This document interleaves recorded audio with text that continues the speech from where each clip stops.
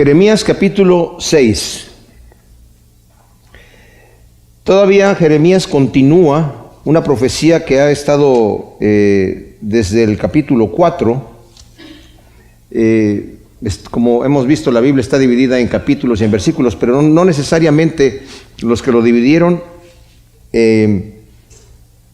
lo hicieron porque estuviese dando otra profecía diferente. Esta profecía que está dando aquí Jeremías, que es la segunda profecía que está dando de juicio para Judá, nosotros vemos que en el ministerio de Isaías, él estuvo dando profecías acerca del reinado de Israel que estaba en el norte, porque vivió cuando todavía estaban ellos establecidos ahí. Les advirtió que si no se arrepentían de su idolatría, porque estaba el pueblo definitivamente bastante mal.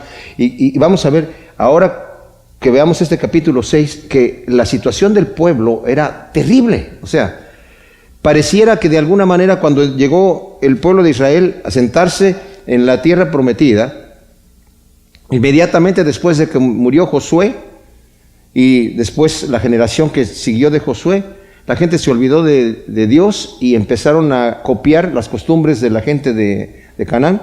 El Señor levantaba jueces y siempre había, la gente pecaba en contra del Señor y de repente se clamaban a Dios y Dios les enviaba un libertador. Y estuvieron así por mucho tiempo. Después con los reyes fue lo mismo. Durante el reinado de Saúl, pues la gente más o menos andaba todavía siguiendo al Señor, porque todavía estaba Samuel vivo por un tiempo. Después con David, un poco también, ¿verdad? El pueblo, David controló de alguna manera que la gente estuviera con el Señor. Después Salomón también, y se construyó el templo durante el reinado de Salomón.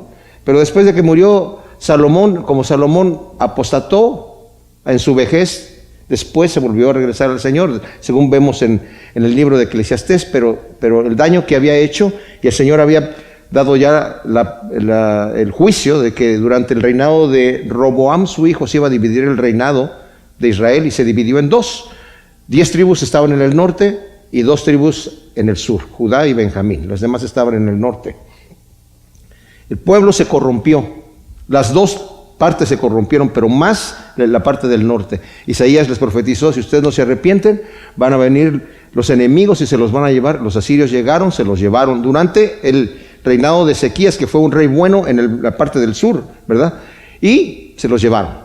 Judá, en vez de observar eso y en vez de decir, wow, vino el juicio terrible, inmediatamente después de Ezequías, el padre de Ezequías fue un rey muy malvado que puso mucha idolatría, pero Ezequías hizo una restauración. El pueblo de cualquier manera en su corazón no se convertía al Señor. Entonces durante el reinado de Ezequías, más o menos andaban siguiendo allí. Bájale un poquito, Tore. Y más o menos andaban ahí. Pero el detalle es que después vino Manasés, el hijo de Ezequías, que fue el peor rey, y trajo a la gente en una idolatría tremenda, de manera que aunque él se arrepintió al final de su reinado y quiso restaurar la adoración a Dios, ya no fue posible. El pueblo ya simplemente estuvo de mal en peor, y hasta que al final, ya durante las profecías de Jeremías, que vienen a partir del rey Josías, que fue un rey que sí hizo unas restauraciones en el reinado de Judá, porque el reinado del norte ya se lo habían llevado. Pero dice la Escritura que el pueblo en su corazón no se convertía. O sea, estaban yendo al templo, estaban siguiendo toda la religión la estaban practicando, pero en su corazón estaban en rebelión completo. Y Jeremías, el Señor lo llama de una ciudad que estaba cerca de Jerusalén, en donde había de puros sacerdotes, él mismo siendo sacerdote, lo envía a predicar en Jerusalén, en donde había una hipocresía, una perversión ya, pero a un grado impresionante, ¿verdad? Y esta es la segunda profecía que el Señor le da a Jeremías para que de juicio contra el pueblo. Y dice en el versículo 1 del capítulo 6: huid de Jerusalén, oh hijos de Benjamín, soplar el shofar en Tecoa, alzad señal sobre Bet Jaquerem, porque una calamidad, una gran destrucción se asoma del norte. A la hermosa y deleitable he reducido a silencio a la hija de Sión.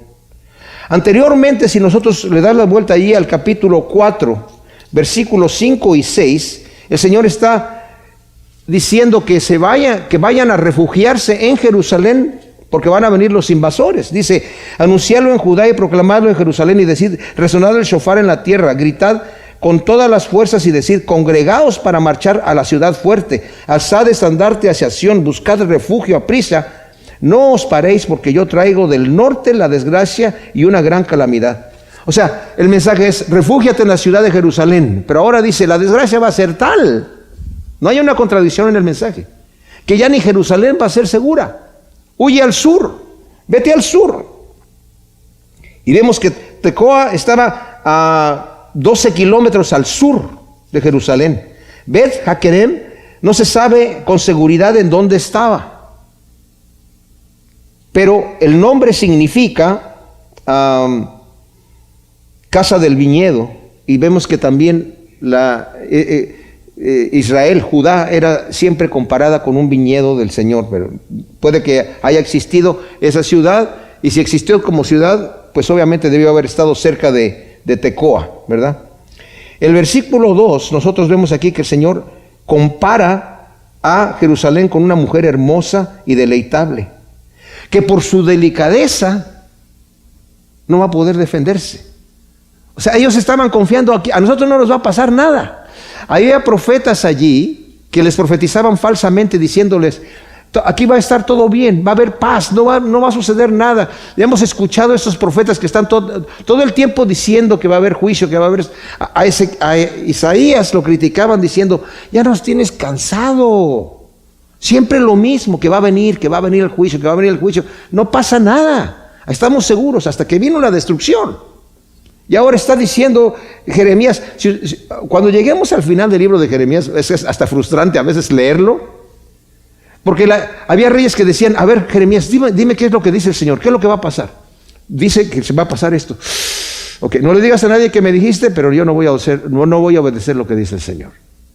Había otros que le dijeron a Jeremías, ya cuando Nabucodonosor llega e invade, y pone reyes que se rebelaban en contra de Nabucodonosor, y de repente pues venía otra vez, destituía a ese rey, los mataba, y de repente puso un rey y que lo asesinaron, y la gente que estaba ahí dice, ¿y ahora qué hacemos? Vámonos a Egipto, porque aquí no estamos seguros, acaban de matar al rey que puso Nabucodonosor. Eso está en el capítulo del 42, 43, 44, y luego dice, no sé qué vamos a hacer. A ver Jeremías, ora a Dios, pídele al Señor que te diga qué vamos a hacer, y lo que Él te diga, lo vamos a hacer, lo que te diga. Entonces Jeremías dice, ok, voy a ir a orar al Señor. Y 10 días más tarde llega, y el Señor ya me respondió, dicen que se queden aquí, y aquí van a estar seguros, no les va a pasar nada, Nabucodonosor no se va a enojar con ustedes, aquí van a estar seguros y el Señor los va a plantar aquí. Pero si se van a Egipto, allá van a morir, no se va a escapar nadie. Y le dicen a Jeremías, no es cierto, el Señor no te dijo eso, nos vamos a ir a Egipto. Y se llevan a Jeremías a Egipto. Y en Egipto Jeremías les está dando el juicio de Dios, y al final dicen, se reúnen las mujeres y dicen, ¿sabes qué? Desde que nosotros dejamos de quemarle incienso a la reina del cielo, nos ha venido todo este mal. A una diosa que a ellos estaban adorando, le decía la reina del cielo. Y dice, no es cierto, le dice Jeremías, lo que pasa es que ustedes dejaron de adorar al Señor y empezaron a servir a los ídolos, y por eso les vino ese mal. No es cierto, nosotros vamos a seguir haciendo lo que vamos a seguir haciendo, y este es el pueblo que está aquí. Entonces el Señor por eso les dice, ahora ni siquiera están seguros allí en Jerusalén. Váyanse al sur, huyan hacia el sur, porque vienen del norte el ataque.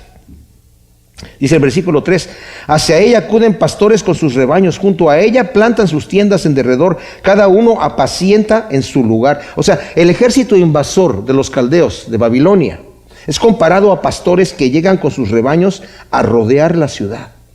Y el ejército es tan numeroso que lo compara como pastores que están apacentando. O sea, cada jefe de los que están en el ejército tiene a sus soldados a decir, aquí es donde vamos a atacar y vamos a exterminar esta parte y ustedes van a exterminar esto. ¿Se imaginan ustedes? Es un ejército que viene con una furia tremenda. Más adelante, Jeremías también al final de su libro va a dar unas profecías contra muchos pueblos, incluyendo Babilonia. Porque el problema que el Señor, lo que el Señor hacía es que utilizaba enemigos de Israel para juzgar cuando su pueblo estaba mal. Pero como lo hacían con saña, el Señor también llegaba y juzgaba a ese pueblo porque lo hacían con saña, ¿verdad? Así les pasó también a Siria, que Siria, ya en este momento Asiria ya está destruida, ¿verdad? Entonces el versículo 4 dice, proclamad guerra santa contra ella, levantaos y ataquemos al mediodía. Ay de nosotros porque el día declina, porque se extienden las sombras de la tarde. Levantaos pues y ataquemos de noche y destruyamos su ciudadela, porque así dice Yahvé Sebaot, cortad árboles, levantad terraplenes contra Jerusalén. Esta es la ciudad que debe ser visitada. Toda ella está llena de opresión, como manantial que brotan sus aguas, así ella brota su maldad. Violencia y rapiña se oyen en ella. Delante de mí continuamente están sus enfermedades y sus heridas. O sea, las órdenes son de proclamar guerra santa contra Jerusalén. Algunas de sus versiones no dice guerra santa, pero la palabra en hebreo es justamente eso. ¿A qué se refiere con guerra santa? ¿Verdad? Pues no es como la guerra que, digamos, que hacen los musulmanes, ¿verdad? De decir, estamos nosotros matando a los infieles. No se trata de eso, sino más bien el Señor es el que está dando las órdenes. El Señor es el que está dando las órdenes. Vayan y destruyan. Porque es un pueblo rebelde, es un pueblo que del cual está brotando la maldad allí y no se están arrepintiendo. Jehová es el que ordena el ataque. Será tan fiero el ataque que aún se va a hacer al mediodía. O sea, no se acostumbraba la guerra empezarla al mediodía. Claro, si la guerra ya estaba en guerra, ya estaba, digamos, la gente peleando, iban a pelear desde la madrugada. Pero no empezaban al mediodía en el calor del día normalmente. Pero va a ser tan fiero el ataque que dice, y en la noche tampoco, a menos que tuvieran que seguir peleando, ¿verdad? Pero normalmente cuando ya venía la noche, ya dejaban de pelear porque no veía nada, ¿verdad? Pero en este caso, dice, van a pelear desde el mediodía, y dice que, pero ya cae la noche también. O sea, va a ser tan fiero el ataque que va a ser de noche, va a ser de día, va a ser... Y en Jeremías 15, 8 y 20, 16, nuevamente vuelve Jeremías a decir, al mediodía, incluso al mediodía es cuando les va a venir el ataque, ¿verdad? Que normalmente, como dije, no era la costumbre. Yahvé ordena cortar árboles y levantar un terraplén para la invasión. Algunos comentaristas dicen que el cortar los árboles era para usarlos como arietes. ¿Saben lo que es un ariete? Que lo usaban para... pues todo el árbol, entre muchos hombres, lo empujaban para derrumbar no solamente las puertas de la ciudad, sino también incluso los muros, ¿verdad? Había que pegarle muy fuerte, pero de cualquier manera está diciendo, corten árboles, levanten terraplén, y pues va a ser visitada, va a estar sitiada por como 18 meses. ¿Se imaginan ustedes? O sea, que la gente no puede ni salir ni entrar. Al final estaban expuestos, como el Señor se los dijo ya anteriormente en Deuteronomio y en Levítico. Van a estar expuestos a comerse sus propios hijos. Las mujeres, dice, las delicadas, van a comerse su placenta y no le van a dar a su marido para invitarle. Es impresionante cuando uno lee esos juicios que vienen de parte de Dios por cuánto desobedecieron al Señor. Dice, va a ser tan terrible. Y eso va a pasar aquí. Eso lo está diciendo aquí que eso va a suceder, ¿verdad? Por esa obstinada maldad e idolatría que tenían. Y luego el Señor siempre, mis amados, dentro del juicio que el Señor ya está diciendo, esto te va a venir, siempre da la oportunidad. Arrepiéntete. Mis amados, el Señor no tiene pleito con nosotros. Al contrario, Él quiere que nos arrepintamos, quiere que nosotros vengamos a Él. Y lo único que dice es, arrepiéntete, no, deja de hacer la maldad que estás haciendo. No te estoy pidiendo mucho, solamente que dejes de hacer maldades, porque estás destruyéndote a ti y estás destruyendo la vida de otros también. Entonces dice aquí, corrígete, oh Jerusalén. No sea que mi alma se aparte de ti, no sea que te haga una asolación en tierra no habitada. Así dice Yahvé Sebaot, rebuscarán completamente el resto de Israel, cual rebuscos de una vid. Vuélvete otra vez tu mano a los sarmientos. O sea, vuelve otra vez tu mano a los sarmientos como quien recoge las uvas. ¿A quiénes tendré que hablar y testificar para que escuchen? He aquí que sus oídos son incircuncisos y no pueden escuchar. He aquí que la palabra de Yahvé ha venido a ser un oprobio para ellos, no tienen deleite en ella. Esto es tremendísimo lo que dice aquí. O sea, el Señor vuelve a llamar a Jerusalén al arrepentimiento para que se libre del castigo y de la desolación, pero dice, pero no se quiere corregir. No se quiere corregir. Por lo tanto, el castigo va a ser tal que Israel va a ser tomada, como dice aquí, como los que rebuscan entre la vid para recoger los sarmientos que hayan quedado. Miren, en Levítico 19:10 y en Deuteronomio 24:21, el Señor puso una ley que era para ayudar a los pobres y a los extranjeros que vivían en el territorio de Israel. Donde dice el Señor, cuando vayas a rebuscar, a recoger tus uvas de la vid en la vendimia, solamente puedes pasar una vez. Las uvas que todavía no están maduras, esas las vas a dejar ahí y no vas a regresar por ellas. Lo que se te caiga, no lo puedes recoger.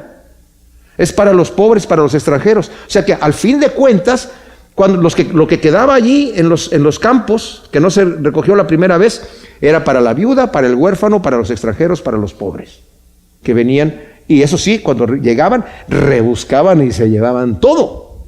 Se llevaban todo. Entonces dice, la destrucción va a ser tal que haz de cuenta que la persona llegó y rebuscó, y como el que rebusca la segunda vez hasta no dejar absolutamente nada. No es que va a haber una desolación más o menos así, no es que va a haber una destrucción más o menos fuerte, no, va a ser una destrucción completa, total. Va a arrasar y va a rebuscar como quien rebusca, porque no te quieres arrepentir. Y luego dice Jeremías, ¿a quién podré hablar para que escuchen? La frustración del profeta al ver que la destrucción es inminente, viene, por cuanto la palabra de Dios ha venido a ser para ellos, dice, oprobio. O sea, ha venido para ellos a ser como una cosa detestable completamente. Y por la dureza de su corazón, no quieren escuchar. Hay una situación que sucede, mis amados, cuando la persona no quiere escuchar la voz de Dios. Es como un miembro que se atrofia. Si yo no uso un brazo o una parte de cualquier miembro de mi cuerpo y me lo ato ahí y no lo uso, al rato ya no lo puedo mover porque está atrofiado. Y eso sucede también aquí, dice, sus oídos ya no pueden escuchar porque no quieren oír la voz de Dios. Ahora ya ni siquiera pueden, no es que no quieran, no pueden. Ya no pueden escuchar porque se han cegado tanto, han rechazado tanto que ya ni siquiera tienen la oportunidad de escuchar nuevamente la voz de Dios. Dice, la palabra de Dios ha sido para ellos un oprobio. Y yo me recuerdo de este ateo que se dice científico, Richard Dawkins, que es un hombre bien blasfemo, se burla mucho del cristianismo y sobre todo de Dios, el Dios de la Biblia, el Dios único, ¿verdad? Y el tipo dice que él era cristiano cuando era niño, pero que era cristiano porque sus papás lo hicieron cristiano. Pero que en realidad él dice no hay niños cristianos, son solamente hijos de padres cristianos. Y el tipo se burla de una manera tremenda, y es para él la palabra de Dios es oprobio, es un insulto, es algo que le molesta. ¿Y cómo hay gente que le molesta escuchar las cosas de Dios, verdad? ¿Se imaginan ustedes? Este era el pueblo de Dios, y las leyes de Dios para ellos eran un oprobio. No era algo en lo que se deleitaban. ¿Qué contraste con David cuando escribe el Salmo 119? ¿Verdad? Que dice, en tu ley medito todo el día, me deleito en tu palabra, Señor. Tus mandamientos son preciosos para mí. Los atesoro más que el oro refinado, ¿verdad? Lo que tú me dices, Señor, me encantan tus mandamientos, son perfectos, tu palabra es exacta, perfecta. Para ellos era oprobio. Por tanto, dice el Señor, el versículo 11, estoy lleno de ira. Ahora, el que está hablando aquí más bien es Jeremías, Jeremías es el que está diciendo, yo estoy lleno de la ira de Yahvé. O sea, tiene como, al estar predicando la palabra y a darse cuenta que la gente es rebelde, que no quiere escuchar, porque el Señor lo envió y le dijo de antemano, te voy a enviar delante de esa gente y no te va a escuchar, te va a insultar, te va a agredir, pero tú ten fuerza, yo te voy a dar fuerza, no tiembles delante de ellos porque yo te voy a hacer temblar si quieres temblar. Así que vas a ir con valor, ¿verdad? Y la condición de Judá es tal que el mismo Jeremías está lleno de ira, de la ira de Yahvé, y pide que la derrame sobre el pueblo. Dice, por tanto estoy lleno de la ira de Yahvé, cansado estoy de refrenarme, derrámala sobre los niños en la calle, asimismo sobre la reunión de los mancebos, porque hasta el marido y la mujer serán aprisionados, el anciano y aquel que está lleno de días, y sus casas serán entregadas a otros, juntamente con sus campos y sus mujeres, porque extenderé mi mano contra los habitantes de esta tierra, dice Yahvé. O sea, la condición era tal que dice, derrama, Señor, sobre este pueblo rebelde, y la destrucción que el enemigo hará será sin distinción de edad, sin distinción de sexo. Será total, como el que rebusca en la vendimia, como acabamos de leer en el versículo 9, por segunda vez. O sea, la destrucción va a ser total. Y dice, ¿por qué? Porque podemos decir, oye, pues está hablando de los niños, pues sea pobrecito de los niños inocentes. Pues desde el más pequeño hasta el más grande, todos ellos codician ganancias deshonestas. Y desde el profeta hasta el sacerdote, todos ellos practican el engaño. Y livianamente curan la llaga de mi pueblo, diciendo paz, paz, cuando no hay paz. ¿Acaso se avergüenzan cuando cometen abominaciones? No. Ciertamente de nada se avergüenzan, ni aún saben ruborizarse. Por tanto caerán entre los que caen, al tiempo en que yo los visite serán derribados, dice Yahvé. O sea, a veces pensamos que por ser niños, no hay maldad en ellos, pero ¿saben qué? Yo me acuerdo que en México un día la policía tomó algunos de los criminales, estos que andan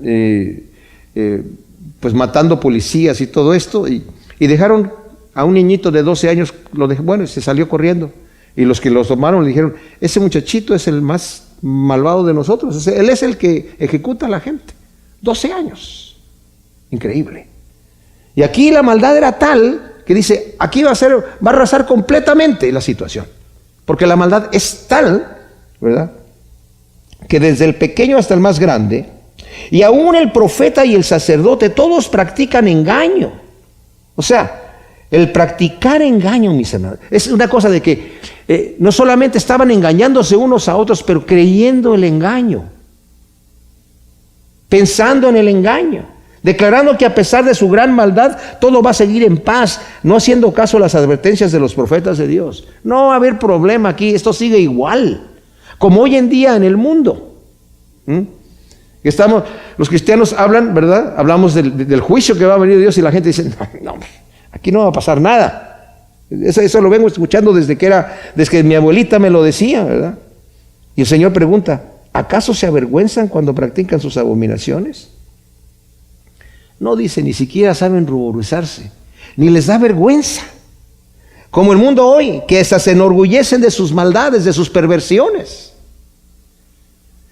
Las personas platican todo lo que hacen, con toda la gente que se acostaron y con todas las perversiones que hicieron, ¿verdad? Hoy en día eso ya no es motivo de vergüenza, es motivo de orgullo.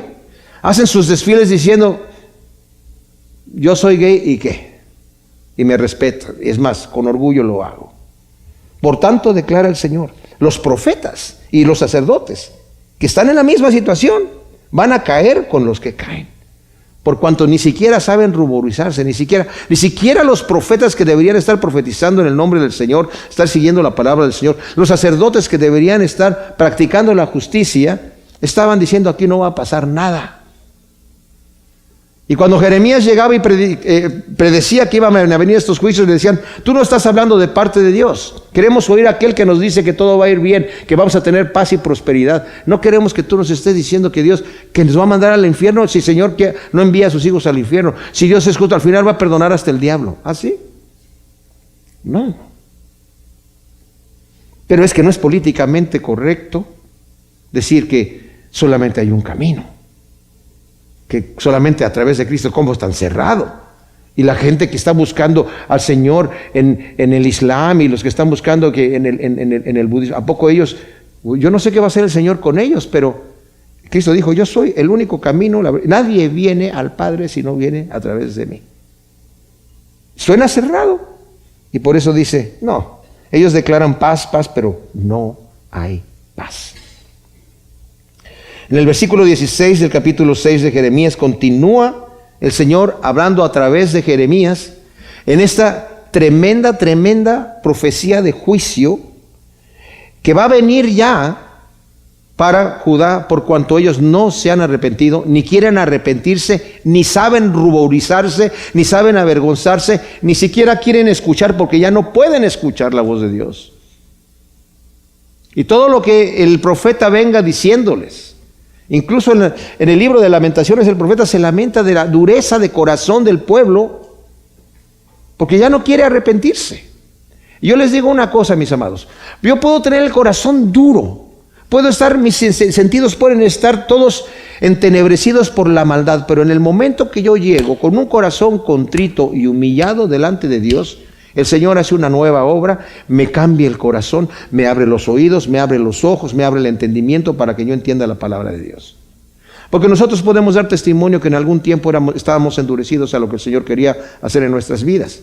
Hasta que nosotros de repente llegamos, algo sucedió en nuestra vida, algo pasó que caímos de rodillas delante del Señor con un corazón contrito y de repente vimos la luz del Evangelio. Eso es algo que solamente Dios lo puede hacer, porque nosotros no lo podemos hacer, ¿verdad? El pueblo de Israel no quería eso. Y va a necesitar llegar hasta Babilonia, quedarse allí 70 años, algunos de ellos, muchos de ellos van a morir. Pero los que quedan, el remanente que quede, va a tomarles tanto tiempo para darse cuenta que lo que Dios quería para ellos es el bien, y van a dejar de ser idólatras. Pero mientras tanto están en esta necedad. Entonces dice el versículo 16, así dice Yahvé: deteneos en medio de los caminos y mirad y preguntad por los senderos antiguos, ¿dónde está el camino bueno? Y andad por él, y hallad descanso para vuestras almas. Pero ellos dijeron: no andaremos en él. Puse también sobre vosotros atalayas que os decían: oíd el sonido del shofar. Pero ellos dijeron: no oiremos. Qué tremenda cosa. O sea, el Señor les está diciendo: consideren los caminos antiguos, los caminos que ya saben que son caminos buenos, que traen un buen fin. Ya saben ustedes que eso es lo que conviene hacer. Camina por ese camino. No caminaremos. Pregunta por los senderos antiguos. No queremos preguntar por nada. Bueno, entonces escucha el sonido del shofar que te está anunciando que ya viene la destrucción. No oiremos nada. No nos va a pasar nada. Esas son puras palabrerías. Wow. Estaba escuchando que C.S. Lewis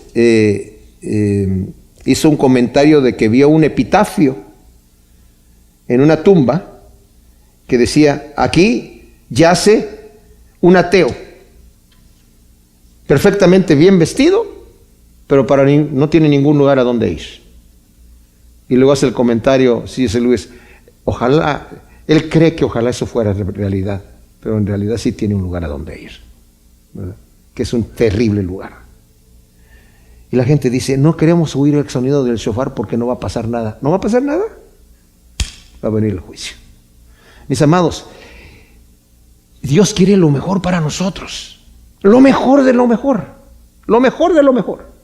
Y este es el momento donde nosotros tomamos esta decisión para no caer en lo que cayó el pueblo de Israel, en esta necedad, donde decimos: no andaremos en ese camino, no quiero escuchar la voz, que viene el juicio de Dios. No viene nada, todo está bien, todo va a seguir igual. Eso es lo que se predica hoy en día, eso es lo que dice el mundo. Esos fanáticos religiosos que andan diciendo: ay, les gusta hablar así del infierno y todo eso. Bueno, hay gente que no cree en el infierno y anda mandando a sus enemigos al infierno, y aunque no creen en el infierno. Por tanto, oíd, naciones, entended, oh congregación de pueblos, lo que yo haré entre ellos. Oye, tierra, he aquí traigo el mal sobre este pueblo y el fruto de sus pensamientos, porque no escucharon mis palabras y desecharon mi ley. Ya que el pueblo de Dios se niega a oír porque dice: no vamos a escuchar, y no queremos escuchar tampoco el shofar, la advertencia de juicio, no oiremos eso, ni vamos a andar en esos caminos.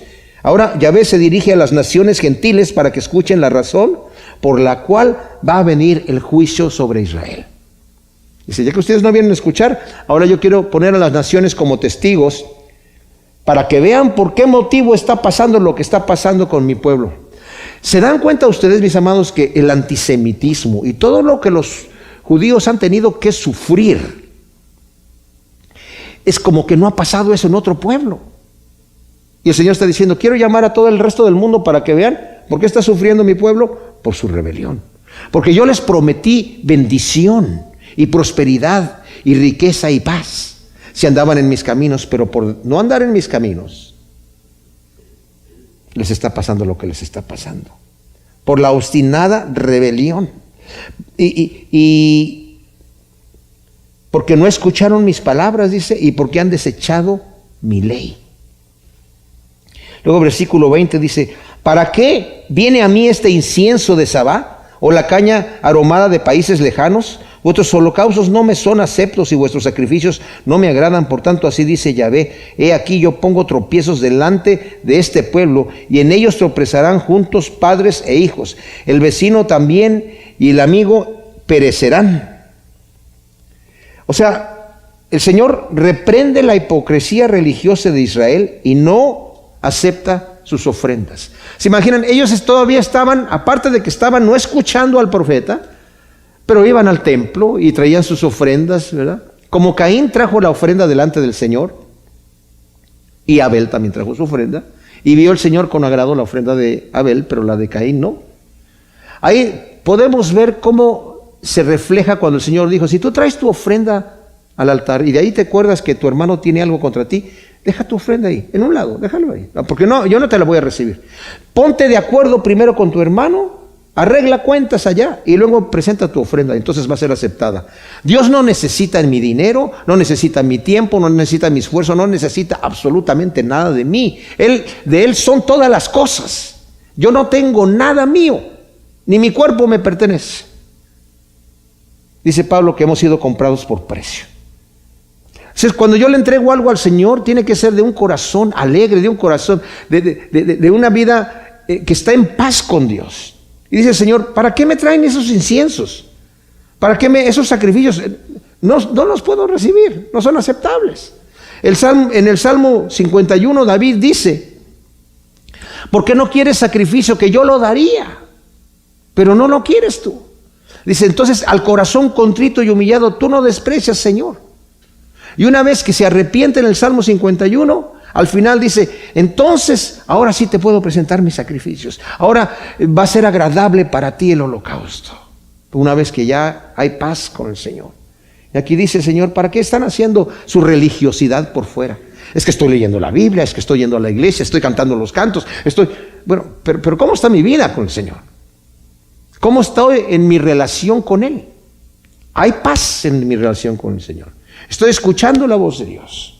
¿O estoy haciendo todas estas cosas externas que el Señor dice, ¿para qué estás haciendo eso? Es más, en el Salmo 50 dice el Señor, le dice al impío, ¿qué estás haciendo tú con mi palabra en tus manos? Suéltala, déjala. ¿Para qué la agarras? ¿Para qué incluso agarras la Biblia? Si eres un malvado, suéltala, déjala allí. No la ensucies. Wow, es tremendo, mis amados. Versículo 22 dice, así dice Yahvé, he aquí viene un pueblo de la tierra del norte, sí, una nación grande, es despertada de los confines de la tierra, empuñan el arco y la jabalina, son crueles, no tienen misericordia, su voz brama como el mar, vienen montados sobre caballos como un solo hombre de guerra, dispuestos contra ti, oh hija de Sión. Oímos su fama y se debilitan nuestras manos, la angustia se apodera de nosotros y dolores como de la mujer que da a luz. No salgáis al campo ni andéis por el camino, pues allí está la espada del enemigo y hay terrores por doquier. ¡Wow! ¡Qué tremenda cosa! O sea, el mensaje es, viene el pueblo del norte, que es Babilonia, viene con un poderoso ejército que va a arrasar a la hija de Sión. No va a perdonar, viene tremendo, ¿verdad? Empuñan el arco, dice, son crueles, dice el versículo 23, no tienen misericordia. El Señor tiene misericordia, pero estos que vienen ahí no tienen misericordia. Dios que está enviando el juicio sí tiene misericordia. Si ellos se vuelven al Señor, el Señor impide el castigo. Eso es algo en lo cual nosotros confiamos, mis amados. No importa la condición de mi vida como haya estado o como esté. En el momento que yo me vengo delante del Señor, le digo, Señor, ayúdame, Señor. El Señor me dice, tranquilo, yo te recibo como tú eres, como estás así, ¿verdad? En ese momento el Señor tiene misericordia, porque Él le gusta perdonar.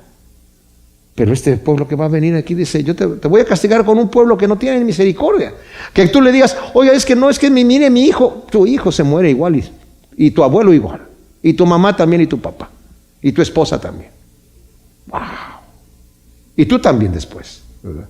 Increíble, no tiene misericordia. Y dice, vienen como un solo hombre. El versículo 24 dice, oímos su fama y se debilitan nuestras manos. ¡Wow! O sea, la pura fama de lo terrible que es el enemigo invasor hace que se debiliten las manos de los más valientes de Israel y se llenan de angustia y terror. Ninguno de los valientes soldados va a decir, aquí yo salgo a defender. Van a decir, no, es que esto es demasiado. Es demasiado. Hemos escuchado. Pero el profeta les está diciendo, miren, como vimos en otras profecías anteriormente ya lo dijo, ya entraron por el norte y van a medio territorio. El ejército ya viene, escuchen, ya entraron y va por el medio del territorio. Ya están en Efraín. No vamos a escuchar el sonido del shofar. Es más, ya ni siquiera Jerusalén es segura. Huyan al sur. No vamos a huir a ningún lado. No queremos escuchar lo que nos estás diciendo. Wow, wow, wow. Jerusalén será sitiada por 18 meses, como dije. Eso lo vemos en el capítulo 42, versículo 1 y 2, aquí de mismo de Jeremías. Mientras el pueblo aterrorizado es llamado a vestirse de saco y revolcarse en ceniza como señal de duelo. Cíñete de saco, dice el versículo 26, y revuélcate en la ceniza, oh hija de mi pueblo. Haz duelo como por un hijo único, lamento de gran amargura, porque viene súbitamente el destructor sobre vosotros. ¡Wow! O sea, el dolor va a ser tal que vas a hacer duelo como si te hubiera muerto tu único hijo. Y dice, llamado a vestirse de saco es una señal de duelo extremo, ¿verdad? Luego el versículo 27 dice, te he puesto entre mi pueblo como vigía y quilatador. Conoce pues y examina el camino de ellos. Todos son rebeldes, obstinados y propalan calumnias. Todos son bronce y hierro de mala calidad. Resopla el fuelle y el fuego consume el plomo, pero en vano refina el refinador, pues la escoria no se desprende. Plata reprobada serán llamados, porque Yahvé los ha desechado. ¡Wow!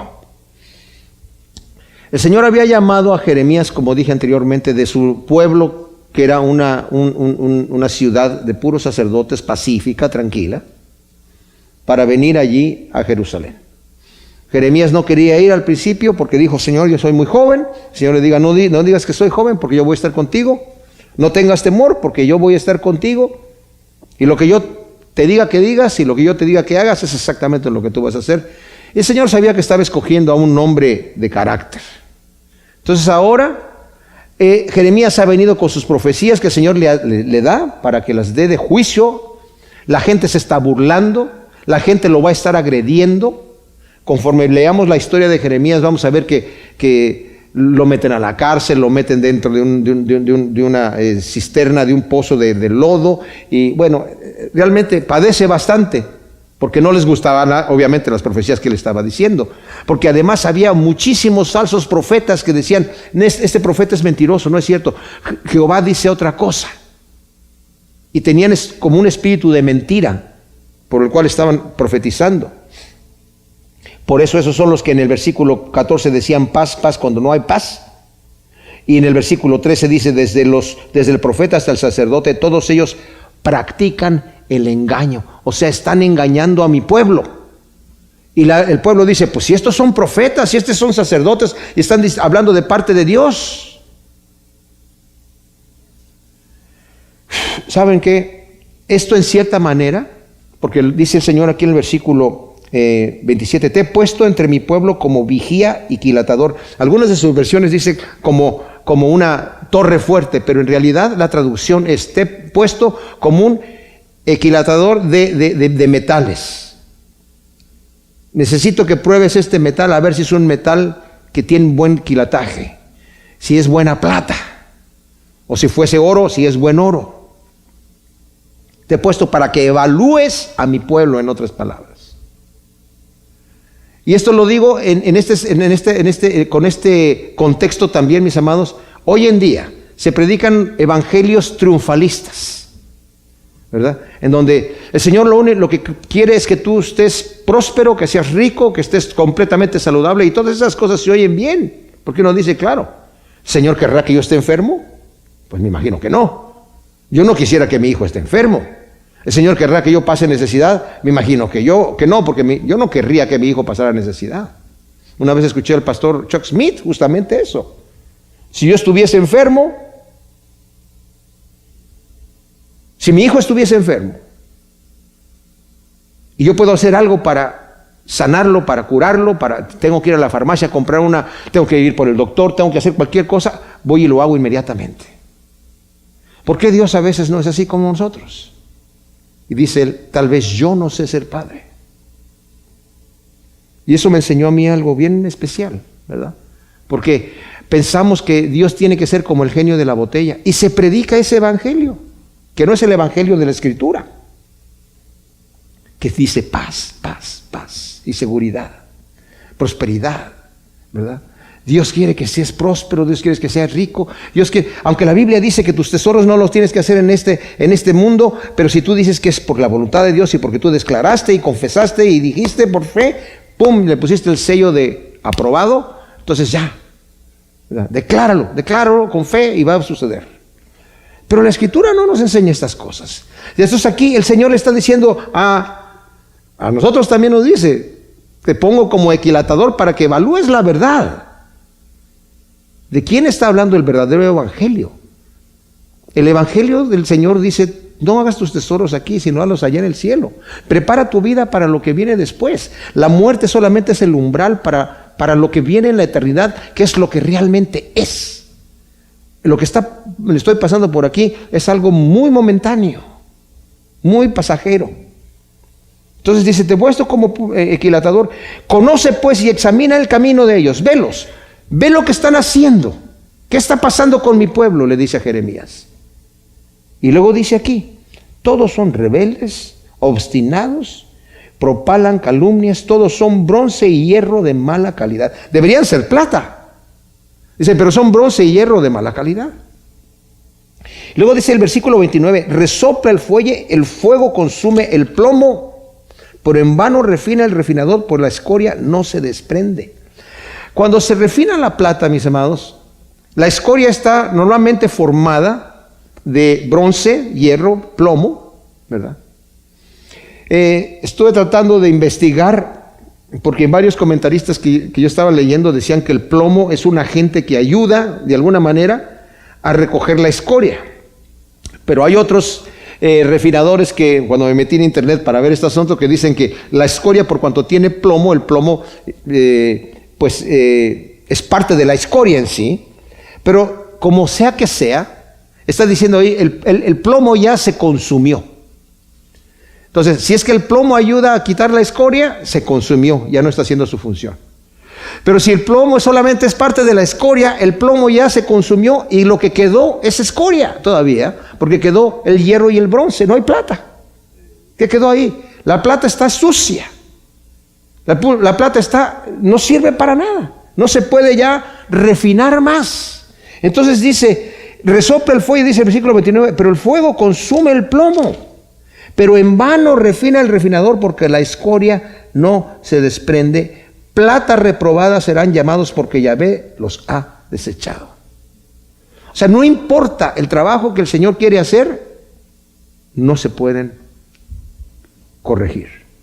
Y esto, mis amados, debería de llamarnos la atención en este aspecto. El Señor está trabajando en nuestras vidas, con amor, con misericordia, con ternura, ¿verdad? Y cuando escuchamos la voz, como el Señor le dice a David en el Salmo 32, ¿verdad? No seas como el mulo sin entendimiento, ¿verdad? Que hay que usar el freno y hay que poner fuerza para corregir, sino yo te quiero guiar con mis ojos, yo te quiero guiar con mi palabra, así suavemente. Escucha. Pero puede llegar el momento en donde dice también el Señor, y puede llegar cuando el corazón es rebelde y el Señor nos habla y nos dice, y nos dice, y nos dice, que va a decir, cuando se cruza la línea, plata reprobada eres. Porque no importa lo que yo te diga, no importa cuántos mensajes escuches, no importa cuántas llamadas de atención te vengan a tu vida, tú sigues igual. Como sigues igual, entonces eres plata reprobada. Yo, dice el Señor, te desecho. Es terrible este juicio. Es terrible el juicio ahí. Porque cuando el Señor dice eso, todavía tiene misericordia porque va a quedar un remanente. Pero en general, al pueblo en sí, en general, el Señor le dice, yo te desecho, ¿verdad? Y escuchemos la palabra del Señor, porque el Señor, como dije, nos quiere guiar con amor, con ternura, en el camino recto, ¿verdad? Para no tener que llegar a esto. Dice la Escritura que estas cosas, dice Pablo, están puestas aquí como ejemplo para nosotros. También el escritor de Hebreos dice, estos son ejemplos para nosotros, para que nosotros sepamos, veamos lo que pasó con el pueblo de Israel. Sepamos cómo el Señor, no entraron en el reposo del Señor cuando andaban en el desierto, por su rebeldía. Y ahora cuando entraron en la tierra prometida, tampoco siguieron al Señor. Y aunque estaban llenos de promesas, no alcanzaron las promesas por su rebeldía. Y nos dice en Hebreos que debemos de tener cuidado, no sea que brote una raíz de amargura en nosotros y dejemos de alcanzar la gracia del Señor, ¿verdad? Señor, te damos gracias por tu palabra. Ciertamente es fuerte, pero necesitamos a veces escuchar estas cosas, Señor, para examinar nuestras vidas delante del lente de la Escritura, Señor. Queremos, como dijo David, Señor, muéstrame, Señor, si hay en mí perversidad y guíame por el camino correcto, Señor. Porque tú sabes que somos polvo y somos hombres y mujeres limitados, Señor. Pero gracias te damos por tu Espíritu Santo, porque en ti, Señor, tenemos esperanza. En el nombre de Cristo. Bueno, no le pares todo todavía. Nada más quiero decirles una cosa. Lo voy a seguir repitiendo esto varias veces, pero ¿saben qué? El cristianismo, mis amados, la vida cristiana es una vida de arrepentimiento constante. El arrepentimiento no es algo que yo me arrepentía ya, ¿verdad? Aquel día y vivo ahora, estoy feliz con el Señor. Es 24/7, 24/7, porque seguimos cometiendo errores, pero seguimos arrepintiéndonos, y esta es una muy buena lección para que aprendamos ese principio.